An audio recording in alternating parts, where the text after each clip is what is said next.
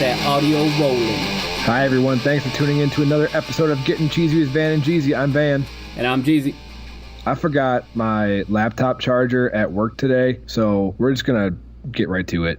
Also, if people don't know, this venture, Gettin Cheezy with Van and Jeezy, highly funded by our real jobs through materials. I will say I've only brought my laptop home the past 2 times to do it because my other laptop has been insufferable.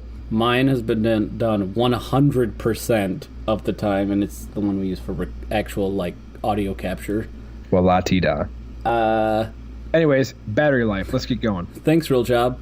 New this week, Chris Long, 2-time Super Bowl champion, announced his retirement on Twitter. But what a classy guy, though. Hey, do you see this picture here? I love this picture. It's a picture of his hand holding up a red Solo party cup.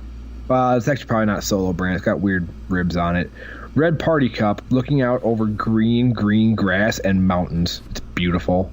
Do you remember, I think it was in 2017 or 2018, he donated his whole NFL salary? I don't remember, but I believe it. Quoting from the Touchdown Wire from USA Today, in 2017, he donated his entire salary to charity, choosing a different one every week. That's badass. He's also got the Chris Long Foundation, which raises money for waterboys.org, which is dedicated to building wells for communities in East Africa. Plus, his dad is Howie Long. Except he doesn't have the same flat top haircut as Howie Long. He could get one, though. Howie Long looks like someone just took a machete and just gave it one swing. Like, just clean cut off the top. You ever play Street Fighter Turbo? Was that at the arcade? Like, physically at the arcade? Yeah. Then no, because we were poor and my mom wouldn't give me tokens to go play. It was also for Super Nintendo. Yeah, I didn't have that either. Come on, man. I didn't get an N64 till I was like 13. I got the N64 the day before PS2 released, and I was like, this sweet N64, and everybody was like, yeah, but this PS2 came out today, and I was like, oh, fuck. Look up Guile from Street Fighter 2 Turbo. Just look him up. It's actually Howie Long, but commando instead of football player. Oh, yeah, sure is. Yep. It's the same haircut. It's the exact same haircut. Have you seen Small Soldiers? He also looks like the commando in Small Soldiers. Yeah, I know what you're talking about.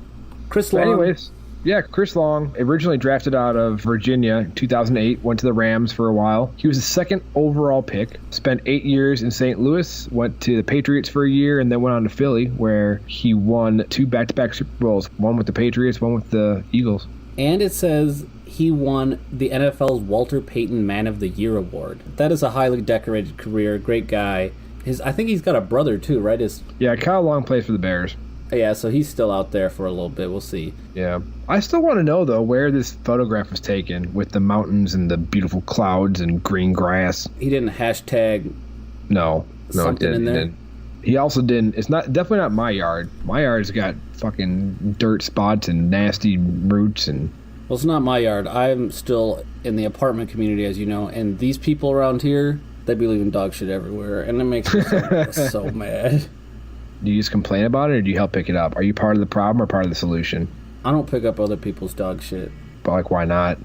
I can say that 1 in maybe 250 poops, the dog might have pooped by accident. You didn't see it.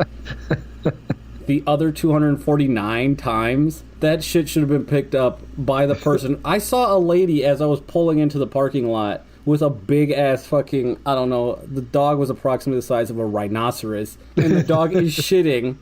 I saw her take a left and a right look, and I was like, she's not going to pick that up, is she? And then she went strolling along her way because she thought nobody saw her. But I've been cursing her under my breath, and I'm like, that's a bad neighbor over there. Can you point her out again? Can you spy out your window and see what car she gets into and then report her? I don't know about the car, but if I saw her and the dog tandem together, I think I could say, yes, officer, that's the lady who leaves her huge dog's shits everywhere. They're like baseballs. Shit, baseballs are not quite big enough, sir. That dog is shitting actual logs. On the other hand, our dog, Bunny, she sets out these itty-bitty little dookies. Little Tootsie Rolls. That's right. Anyway, enough about shit. Obviously, we got ourselves derailed with Chris Long and the dog shit. We've also been derailed into much stranger things much more easily. Let me ask you this, though. Does Chris Long now get his own namesake at Denny's for a meal? Maybe, What rhymes with long? long, strong, down to get the friction on. So, ladies. Yeah? Long, Kong. Donkey Kong long. Okay, abandoned ship. Let's just go on. Moving on. Darnell Henderson. That says Daryl Henderson. Oh, shit. Well, Or is that Darrell? It might be Darrell. I'll let you run with it because I'm fucking it all up. NFL.com writer Jeremy Bergman is reporting that the new running back Henderson for the Rams claims that as a rookie coming into the league, the Rams was and I quote, the best system I could get in. Now, there's really two things here. One is the Rams bring in a new running back after questions of Todd Gurley and how his postseason looked last year. I think there may be some competition in the backfield, though. The problem was that Todd Gurley's postseason didn't occur last year. That's what I'm saying. I mean, he was basically a non-factor. He sat on the bench the entire game. He played a few downs, but yeah, he was primarily keeping the bench on the ground. He was keeping that from flying away. Yeah, you gotta be careful with that. The second thing that this asks is McVay's system out there in Los Angeles with the Rams, is that really the best system in football right now? I think obviously it could be debated, but there's a lot of things I like about that system. Yeah, like winning games definitely helps. The system looks good for sure. I just don't know. The thing I like about that system is it'll come out and look exactly the same for a lot of downs, but behave completely differently. Schematically, they line up and it's like, oh yeah, this is some basic bullshit. But then they do all kinds of different things out of it. Well, that's what you can do when you have good players. I think it's also good coaching. I think it's got to be both. I also felt like the Rams stayed pretty healthy last year. I mean, they lost Cooper Kupp. That was a huge superstar that they lost. Yeah, whatever. Todd Gurley didn't make it through the playoffs. Yeah, but they didn't get decimated like we get decimated every year. Every year we get absolutely destroyed with injuries to the point where we've got like, I don't know, fucking Atari Bigby playing safety. We've got my boy was Ladarius Gunter. Oh yeah, Ladarius Gunter. We've got fucking Ladarius Gunter playing safety, single-handedly losing games for us. Can I nerd out here for one sec? Every time you mention Ladarius Gunter, I think of the book/movie Ready Player One. Have you read or seen this? No. It's a book about a video game player who plays video games in the game. Anyway, his primary objective in said book is to find an Easter egg in a video game. Mm-hmm. And professional Easter egg hunters in video games in that world are called Gunters, short for egg hunter. I don't want to watch that movie now because it's going to make me very frustrated. Why is that? Because Gunter.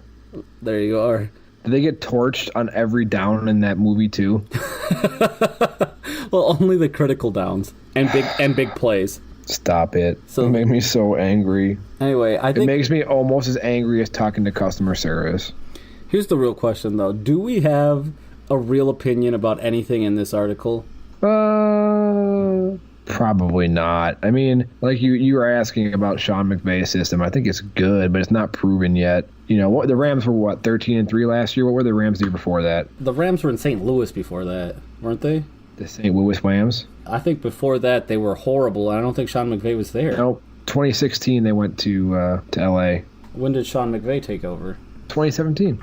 Yeah, I was gonna say they moved out there, did horrible. Then Sean McVay takes over. That's true. They did turn around to 11-5, and then 13-3 with Sean McVay. But look at this. You've also got in 2017. You also had Aaron Donald, Defensive Player of the Year, Todd Gurley, Offensive Player of the Year, Sean McVay, Coach of the Year. The Dolphins and the Broncos, the Raiders. I mean, I could list a bunch of teams that say sending a superstar somewhere doesn't make that a good team. But it can also be the piece that you need. Bears and Khalil Mack. Well, the Bears were a good team. They needed some. They were a decent team for sure. On the defensive side of the ball, you're not going to convince me otherwise. You're not going to convince me otherwise. On the offensive side of the ball, fine. Oh shit! What the hell you do there? My little light that's held up with command strips fell down. Okay, it's good. Once again, everyone, high quality operation over here. We use cardboard boxes, command strips. I've got a cloth box, I'll have you know. The most expensive part are definitely our mics. $49.99 each. I think I might have got mine for cheaper. $49.95. You motherfucker, I swear. It's because you got the white one and I got the black one, that's why. Sorry about it. Blue Microphones will also take your endorsement. If you want, you can go ahead and sponsor us. We can use some new equipment here. That would be tight. Honestly, it would take anybody to sponsor at this point. Yeah, agreed. Anyway, Henderson, we'll see. That's all I got to say about this. This is, obviously, it's that time of the year where we're scraping the bottom of the barrel. We'll see. We'll see. I would argue that the Rams do have one of the best systems. But what I will maybe refute a little bit is if Henderson is even a factor this year. I don't know, man. I still don't think good players necessarily always succeed being thrown into action immediately. I mean, running backs, though, are just... The game is so much faster. It takes some getting used to the vision, and from what I understand, I was never a good running back. They gave me the ball one time in Pee Wee when I played center. Apparently, the smallest kid on the other team took me down. I'm also, cheesing my... Ooh. Wait, before you get... Oh, shit. Don't you fuck with my cheese, man. I was just Ooh, you lucky you so far away right now. I mean, I was just going to say, we use the word anyways a lot. Can you continue to cheese? Anyway, I'm cheesing my way back to you, Van, with a burning cheese inside. It's the Packers section, everybody. Sure is. As we've talked about in previous episodes, Packers draft class, Packers.com put a pretty sweet little infographic together here, kind of detailing things about the players specifically, where they're from, and this, that, and the other thing. We'll retweet this on Twitter, so check us out at cheesypodcast.com. Oh, you will? I will. What we're really talking about here is this infographic is really an explainer of the talent we acquired. Also a little bit fun factual, too. Fun factually. Can I make that a word, fun factually? It sounds like a romantic comedy, like Love Actually. Oh, fuck that. I'm not saying that ever again. Hey, Van, Mrs. Jeezy and I, we had a lovely date night. We drank just a remarkable bottle of blush wine. We went out and saw Fun Factually, and it was simply... it was divine. It was divine. It was a serendipitous outcome. We had gone to the movie theater with really no aim or no goal, and we just had the best time. We had the fucking best time. I love Fun Factually. Let me tell you all about it. The Jeezys and the Van should really get together, and we should really all just do this together. Let's rent Fun Factually. And we can sit at home and drink some wine. You bring the fresh fruit, sliced, please, and I will bring the chocolate fondue, and we'll just fucking get down. Let's just move on. Okay, fine. Anyway. Interesting about this infographic here, it's got a little breakdown of the schools producing the most Packers. I would not have guessed that the number one team the Packers have drafted from was Notre Dame. I would never have guessed that. I would have guessed Ohio State, and they're not even on this list. Number one is Notre Dame with 55. Number two, Minnesota with 44. 3, Wisconsin with 43. 4, USC with 34. 5, Nebraska with 31. Also 5 with 31, Michigan. The addition of running back Dexter Williams pushes Notre Dame to 55 this year. Fun fact about the Michigan one, the last time the Packers used a first-round draft pick on Michigan was in 1944 by drafting guard Merv Pregelman. The infographic shows the two cartoon versions of Merv Pregelman and Rashawn Gary next to each other, and Merv gets no helmet. They weren't safe enough for that at that time. No, they weren't. His pants are very high-waisted, and he looks very hippie. Not like hippie like Flower Child, but he just looks like he has large childbearing hips. His shoes also slightly look like dress shoes compared to the cleats that Rashawn Gary's wearing. That's right. Did you know the last time we had 2 first-round draft picks? 2009, we picked up B.J. Raji and Clay Matthews. And actually, we had to trade up to get Clay Matthews. And at first, everybody was like, what the hell? He's got no on-the-field production. Sounds like what everybody's saying about Rashawn Gary. It does sound a lot like that. How did Clay Matthews turn out for us? Pretty good. Keeping on the defensive theme, we have drafted a defensive player 8 years in a row. Oh, as the number one pick. As our number one pick. Yeah. Actually, can you look that up and see who it is? See how many people are actually still relevant from that? Yeah, let's see. List of Green Bay Packers first round draft picks. Thanks, Wikipedia. 2012, Nick Perry. Okay, he worked out pretty well for a minute. 2013, Datone Jones. Datone Jones had off-field problems. Yeah. 2014, HaHa Clinton Dix. Wish we wouldn't have got rid of him. Yeah, me too. 2015, Demarius Randall. That was stupid. Traded him away in a straight-up trade with the Browns for Deshaun Kaiser. I did like him. That was a dumb trade. 2016, Kenny Clark. Working out excellent. That is working out. 2017, no pick in the first round. Really? That's what it says, no pick. Really? That's what it says. What was our second-round pick? It doesn't say. This is only first-round picks. Well, look up our second-round pick. What was our first pick of the draft in 2017? I don't fucking know. You look it up. 2018, 2018, Jair Alexander. Working out pretty well so far. And 2019, Rashawn Gary and Darnell Savage. I'm good with it. But this says in 2017 that we had as their number one pick. Oh, I see. That's our number one pick. Yes. I don't want to look it up, but I will. Kevin King. Yeah. Cornerback from Washington. And if he can stay healthy, he's pretty good. Yeah. So then the article goes and breaks down each draft pick by, their performance at the combine, height, weight, all that shit. And I'm looking at Darnell Savage, the safety we drafted with our second pick, number 21 overall. Yeah. He's 5'11", 198 pounds. That means he is 1 inch taller than me and my exact weight. And he is a thin, strong guy, and I am a tubby, lard guy. He's 2 inches taller than me. You manlet. Sorry about it.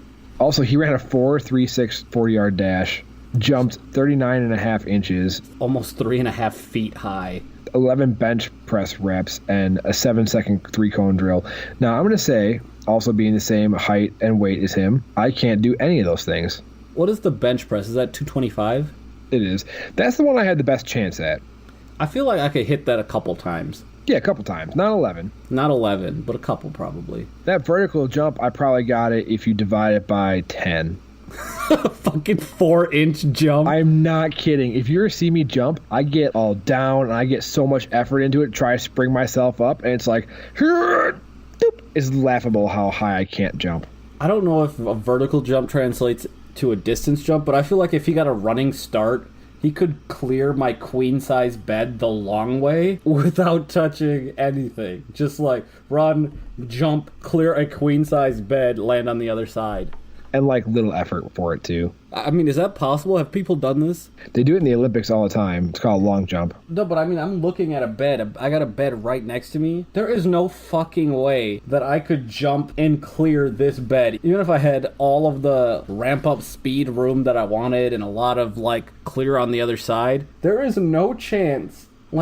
If somebody came to me and they said, Mrs. Jeezy will die if you do not clear this bed, you have to jump from one end to the other without touching it. Mrs. Jeezy, I love you. I'm so sorry. I can't do this. I can't do this. Not because I don't want to, it's because I physically can't. My body's not made that way. But I think Darnell Savage could probably run, jump, and clear a fucking queen-size bed the long way, no problem. I know I can't because I only get 4 inches off the ground. I couldn't even make it up over the front. I feel like this is something we could legitimately try. I mean, if you don't clear it, you land on a fucking bed. Well, a little sneak peek here. What? A sneak peek of what? A couple weeks from now, we'll be recording live in the same studio at my house. I do have a queen-size bed. No. I don't think Mrs. Van will be very happy with us jumping over a queen-size bed towards a wall. I feel like I could maybe clear it the short way. I wouldn't bet any money on it, and it's probably just close enough that I would hit the edge and then faceplant and die. All I'm thinking is that if I got enough speed going, I know what would happen would be I'd be running so fast I would trip over my own feet and face plant and slide my head into the bed and then break my neck and die. Oh, but wouldn't your face just land on the pillow top? You'd be all right. I would not be all right. I'm not even sure how we started talking about this, but that 39.5-inch vertical, that is absurd. That dude's got mad ups. Other things to note, Rashawn Gary was ran the fastest 40 among defensive linemen in the combine. Darnell Savage, his 40 was the second fastest among safeties. And Elton Jenkins, our guard we picked number 44 overall, his 29 bench press reps were tied for 6th among offensive linemen. That's crazy. 29 reps. Okay, here you go. To answer your question about jumping. Yeah. Our 5th round pick, Kingsley Keke, defensive lineman, he did a broad jump of 111 inches. A queen size bed, standard, measures 80 inches long. So he's got it by like 2.5, almost 3 feet. But you have to take some of that distance off because you have to get airborne. He can do it. I don't care. We can't. He can. Okay, all right. And he's a 288-pound defensive lineman. Oh, man, I would love to see that so much. If somebody went running and just cleared a bed. Kingsley Keke, if you're listening, Van and Jeezy will be recording together a couple weeks from now. If you want to come over, and we can jump over our beds. We're going to take the headboard off, and you can just clear that baby, no problem. I want to see that. I'll have pizza and lemonade if that entices you to come over. I hope that's enough. Hope it's just enough.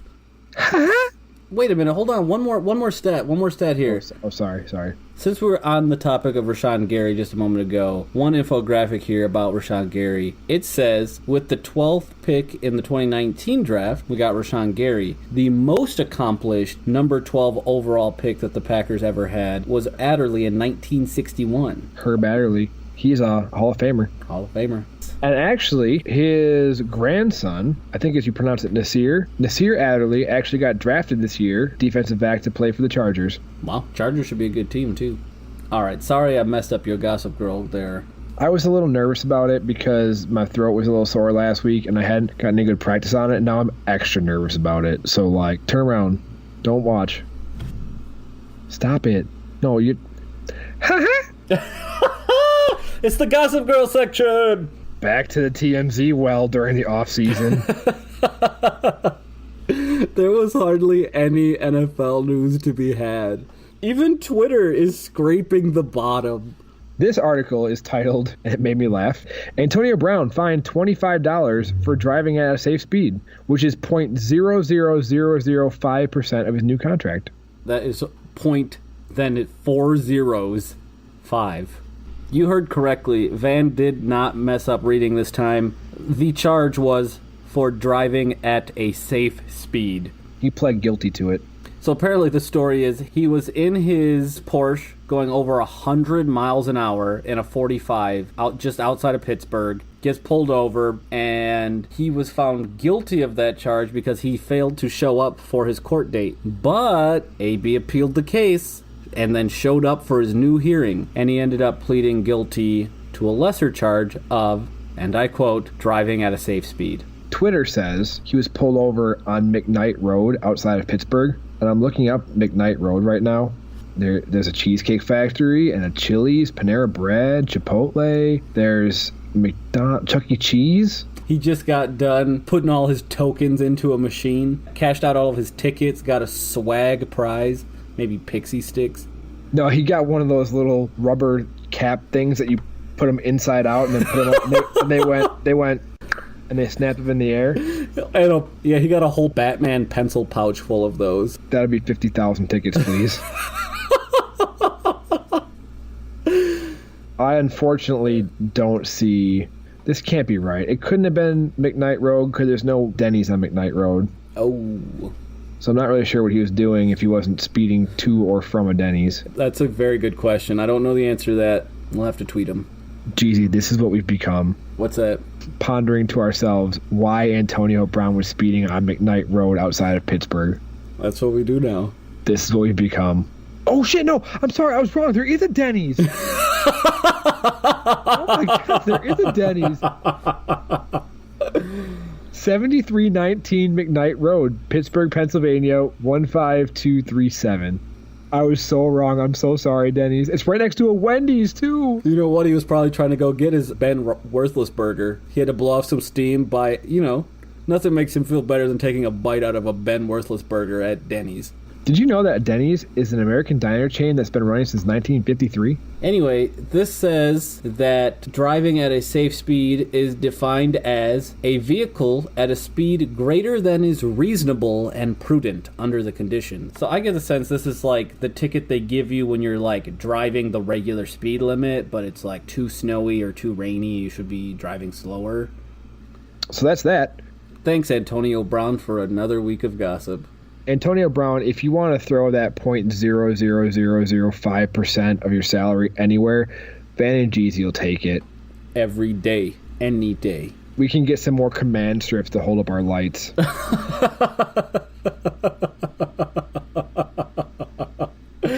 Yeah, man.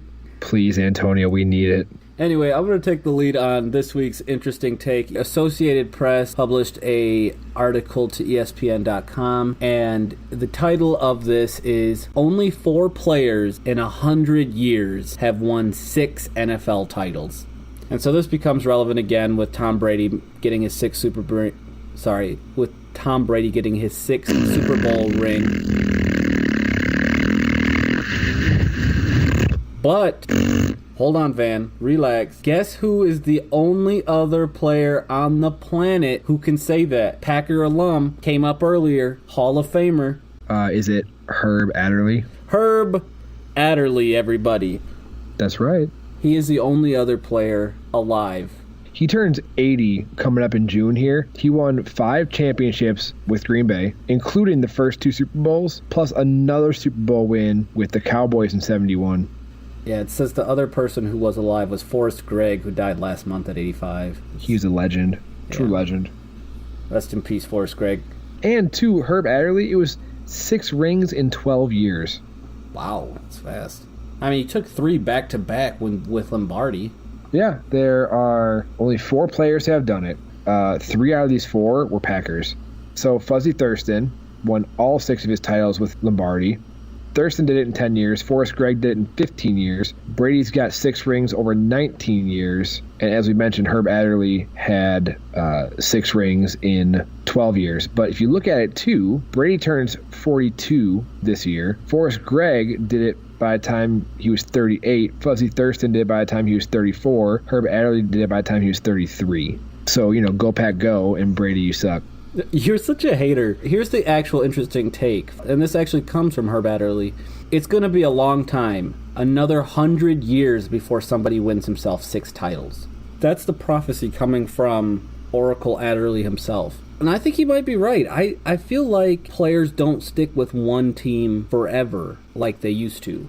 Tom Brady has won 6 rings, and obviously he had teammates, but there's nobody else on his team who's won 6 rings. Seemingly you have to have a long career, and you've got to have a dominant career as a team, and it's just hard to guess if you're moving around who's really going to be a team that can continue to win that way. I think Adderley might be right. I think it might be 100 years before we see another person with too many rings for one hand.